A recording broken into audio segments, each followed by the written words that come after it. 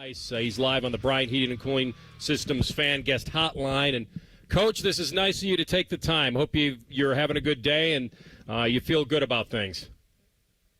Well, thank you. I love the quote that we're not wishing, we're just going to work, and we're going to get to where we need to get to, obviously, and that's ultimately the Stanley Cup. Coach, big advantage do you feel going into this year's camp? All the guys who have been here know your systems, what to expect, the accountability. You were just kind of thrown into the frying pan last year, and we know what that was all about. But give me an idea of how you feel about maybe the advantage you have now going into this season with the guys you have coming back. Yeah, no, completely agree that the players understand what we are expecting of them as a coaching staff.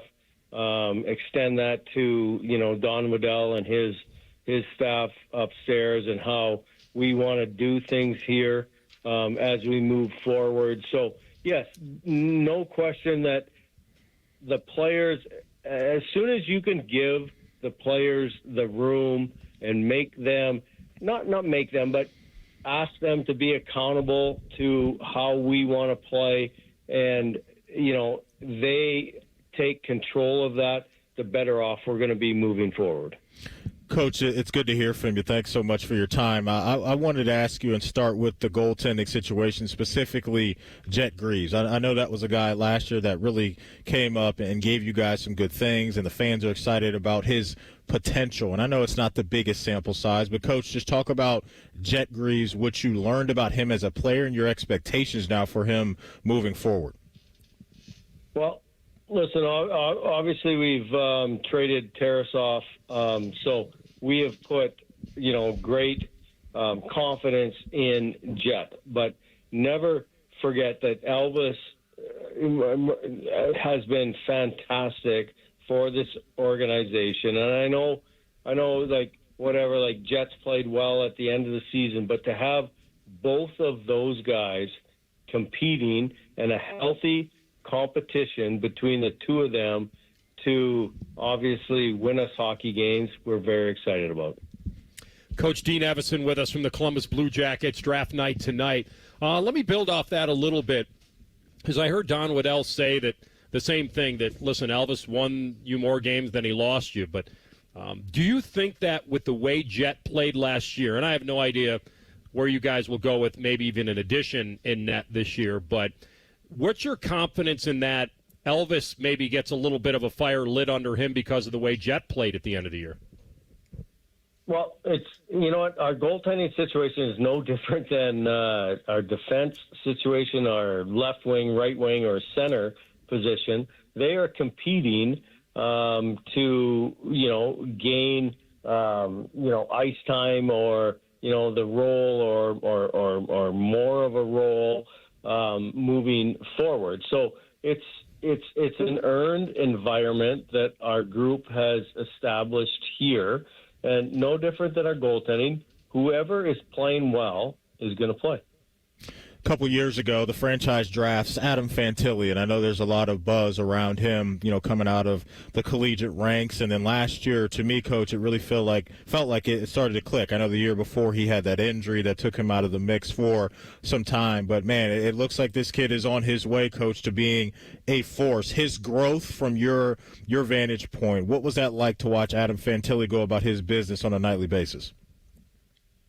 I think Adam has, I know that Adam's committed to all areas of the game. He obviously has a special talent offensively to put up points, to score goals, which clearly everybody loves and we need to win hockey games. But to put into situations where, late in games defensively, maybe kill some penalties, whatever, structurally understand how he and we need to play, he's committed to that. And we seen his growth this year, obviously, but it happened because he committed to playing the game the right way, and then offensively he took off from there.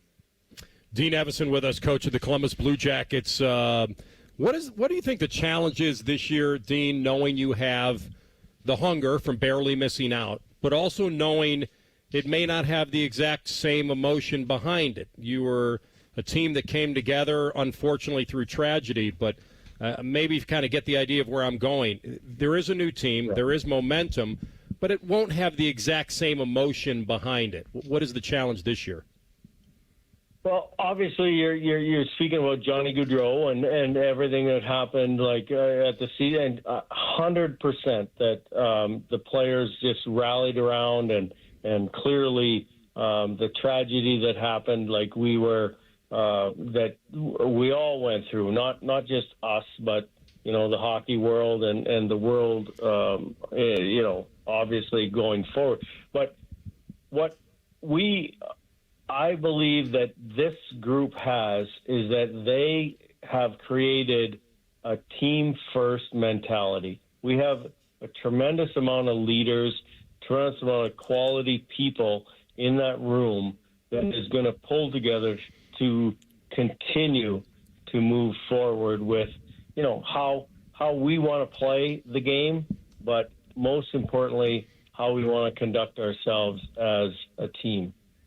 Coach, what's it like right now where you have the draft here and you have, Don Waddell, yourself, some other decision makers within the franchise that are just trying to figure out what's next and what we should do? You guys have a couple first-round picks you guys could use this weekend in the first round of the draft, but the collaborative part of all of this, can you walk us through that a bit and what it's like and the conversations you and Don have to figure out how you guys want to go about this thing?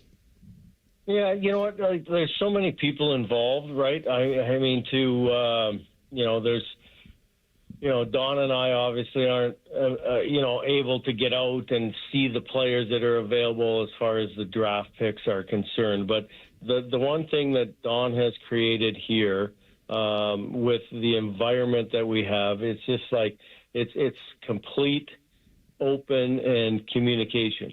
So, like from the minor league scouts to the pro scouts to Don's staff to our coaching staff and then to the players, it's fully open, and we communicate constantly, and obviously we it's a draft we're excited about, but in the free agency and all that moving forward, we're going to do the best things possible to put the best team on the ice to, again, win the Stanley Cup.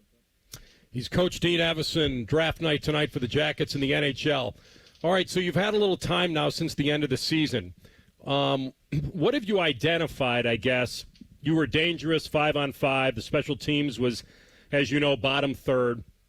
Don't have to remind you about that. But and then anything else you've identified on the home and road success discrepancy, now that you've had a little time? I know, like right after the season, you get thrown in front of a microphone, you're expected to analyze everything. Now that you've had some time, because I thought 5-on-5, you guys were as dangerous as anybody, but the power play was, 22nd, PK was 22nd, and then on the road, you just couldn't seem to get over the top. Have you identified anything tangibly that you can take into this season and improve? Well, there's no question, and we are obviously have to improve with our road record. We've talked about it. We've identified some things that maybe we can do off of the ice. Possibly it might be the schedule or what have you. But yeah, no, I mean, there's tons of areas that we need to improve on, which we've obviously identified some stuff that, as you just mentioned, the power play, the PK, our road record has to get better. And we'll adjust some things moving forward in order to get ourselves to the position where, those 3, 4, 20 points, whatever it is, would have allowed us to be in the playoffs last year. If I asked you, not maybe specifically position-wise, because you said, you're looking at everything, but how important you think it is to make sure that if you add something, if Don adds something here, that it's somebody with a winning pedigree, somebody that's been around the best players in the world, somebody that has the right character to help surround these, let's call them kids still, with guys that can still like seamlessly fit in. We saw that with JVR. Is that something as a coach that you would put a big priority on, about making sure that if he does add an impact guy, that it's the right guy for you? Yeah, no, that's a fantastic question, because 100% we want guys that obviously have won. We want guys that are good people and good teammates, right? Clearly, every player that we're looking at or free agency or bringing up or what have you, they have the skill set to play in the National Hockey League. Now, do they fit into what and how we want to play the game? That's where, we obviously need to identify. But Don and his staff do a fantastic job. If we're going to bring people in, obviously they do their research.